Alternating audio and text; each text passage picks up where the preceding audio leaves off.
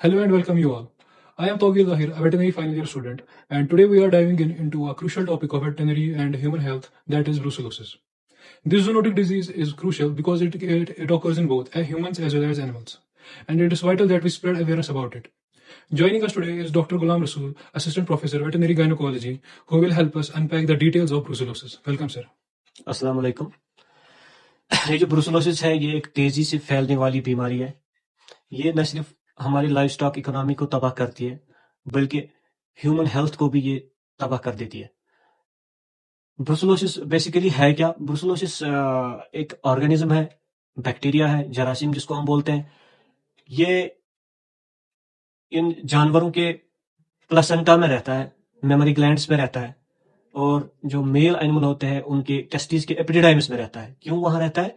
क्योंकि वहां पे एक सोर्स ऑफ एनर्जी होता है इनके लिए, that is erythritol. It's actually polyhydric alcohol. तो उनकी एफिनिटी है इनको, इस ब्रुसुला को, तो ये ब्रुसुला वहां पे जल्दी प्रोलिफरेट कर देता है। तो ब्रुसुला करता क्या है एनिमल्स में? बेसिकली जब ये एनिमल्स में घुसता है ये बैक्टीरिया, इसकी एक खास बात है इस बैक्टीरिया की, ये कोकोबैसिलाई है, ग्राम नेगेटिव है और ये इंट्रासेलुलर है। ये अंदर बॉडी में जाके जल्दी मैक्रोफाइल्स में जाता है और छुप जाता है। तो ये इस वजह से ये एक प्रॉब्लम बन जाता है। ये अंदर हिडन रहता है without any symptom for long time, and जब ये डिजीज करता है तो यूजुअली वो क्रोनिक फॉर्म ऑफ डिजीज होती है। ये ब्रुसुला जो एनिमल्स में करता है उसको बोलते हैं ब्रुसुलोसिस या बैंक्स डिजीज। तो ये ब्रुसुलोसिस जब होती है तो इसकी वजह से ये प्लेसेंटा जो इसका होता है ना बच्चे का यूट्रस में, तो ये इसको डाइजेस्ट करता है प्लेसेंटा को। तो डाइजेस्ट होके फिर ब्लड सर्कुलेशन फीटस को स्टॉप होती है, तो ये फीटस डेड हो जाता है इन यूट्रो, या वीक हो जाता है, ये थ्राइव नहीं कर पाता है। तो इस वजह से अबॉर्टेड फीटसेस आर एक्सपेल्ड आउट।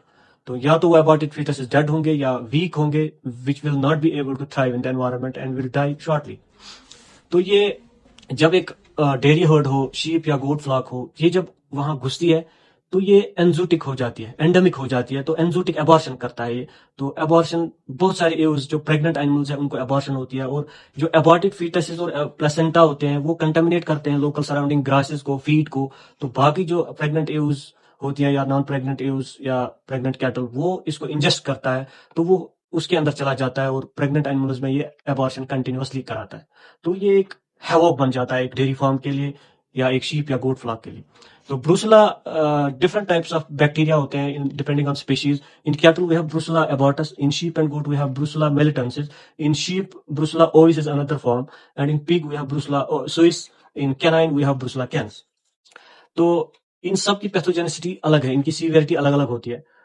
तो एक तो ये जानवर को खराब कर देता है, दूसरा इसका ट्रांसमिशन डायरेक्ट फ्रॉम जो एनिमल है टू ह्यूमन हो जाता है। How? Direct contact of the human handling, animal handler या डेयरी वर्कर या वेटनेरियन, अगर ये डायरेक्टली हैंडल करता है या इसके ब्लड से टच करता है या इसके डिस्चार्ज से टच करता है, तो ये डिजीज कंट्रैक्ट होती है ह्यूमंस में। पर्टिकुलरली अगर किसी जो एनिमल हैंडलर है, वर्कर है, वेटनेरियन है, अगर उसको इंजुरीज लगी हो स्किन में, एब्रेशंस हो या ब्रूजेस हो, तो वहां पे ये जल्दी ट्रांसमिट हो जाता है।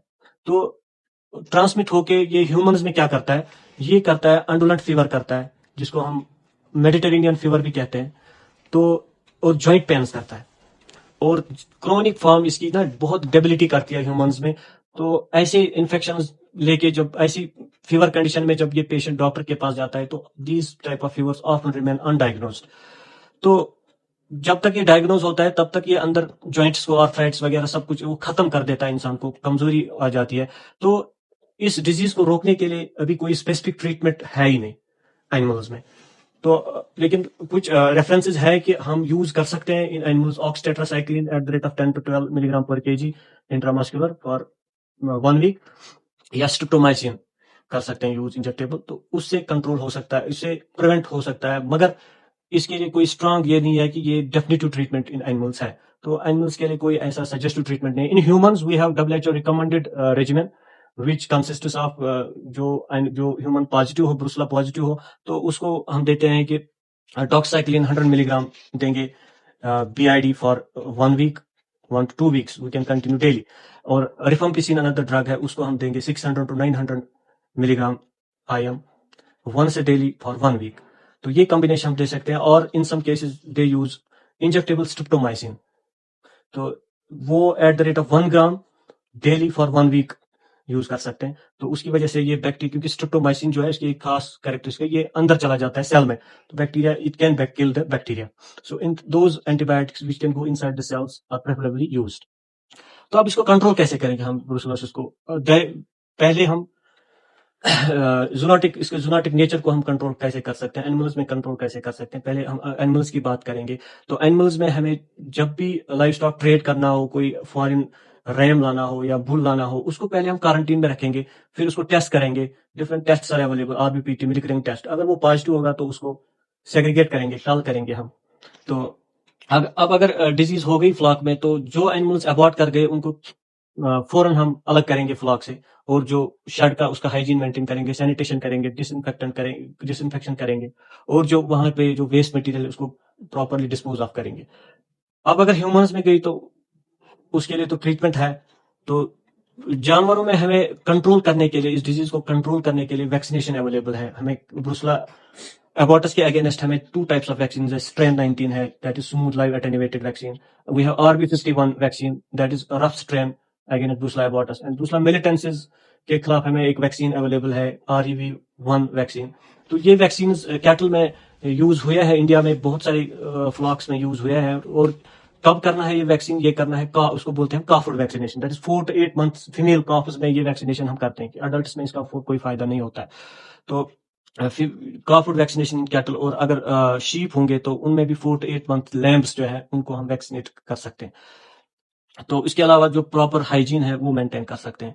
और ये है जनरल अबाउट ब्रुसेलोसिस। सर ये जो ब्रुसेलोसिस डिजीज है, सर एक कश्मीर जैसे रीजन में इतनी इंपॉर्टेंट क्यों है? Yes. In Kashmir, we have 2 types of farmers, dairy farmers and pastoral farmers. तो ये जो ये डिजीज है ये वाइडली स्प्रेड इन कश्मीर है, क्योंकि यहाँ पे लाइव स्टॉक ट्रेड होता जाता है। तो बाहर से ब्रुसला पॉजिटिव एनिमल्स आ गए, वो घुस गए फ्लॉक्स में, तो ये वाइडली स्प्रेड है इन कश्मीर ये डिजीज। और यहाँ पे पास्टोरल फैमिलीज है, उनमें छोटे छोटे हर्ड्स है, उनमें जनरल अवेयरनेस नहीं है कि how to stop the transmission of this disease from animals to humans and animals to animals. तो इसलिए कश्मीर में इसकी बहुत सारी इंपॉर्टेंस है। हमें इसके लिए कश्मीर में क्या करना चाहिए? एक तो लोगों को एजुकेट करना चाहिए about this zoonotic nature of this disease and the impact of the disease on live stock sector. Because हमें यहाँ लाइव स्टॉक ट्रेड पॉलिसी जो है वो ठीक तरह से नहीं हो रहा है ट्रेड, तो ये वाइडली स्प्रेड है इन कश्मीर रीजन ये बीमारी। सर मिल्क से क्या हो सकती है ट्रांसफर डिजीज? यस, ये कैसे ट्रांसमिट होती है फ्रॉम एनिमल टू ह्यूमन? मैंने आपको बोला सबसे पहले डायरेक्ट कॉन्टैक्ट। तो direct contact of workers in dairy herds, veterinarians and dairy women, dairy man, वो जब उनके साथ कॉन्टैक्ट करते हैं, उनके ब्लड के साथ, उनके डिफरेंट सिक्रीशंस के साथ, जब वो डिलीवरी देते हैं तो प्लेसेंटल सिक्रीशंस आते हैं, यूट्राइन डिस्चार्ज आते हैं, तो वो हाईली कंटामिनेंट होते हैं, उनकी वजह से स्प्रेड होता है। दूसरा, जो हमें मिल्क वहां से आता है, तो इस बैक्टीरिया की खास बात है ये 60 डिग्री तक किल नहीं होता है।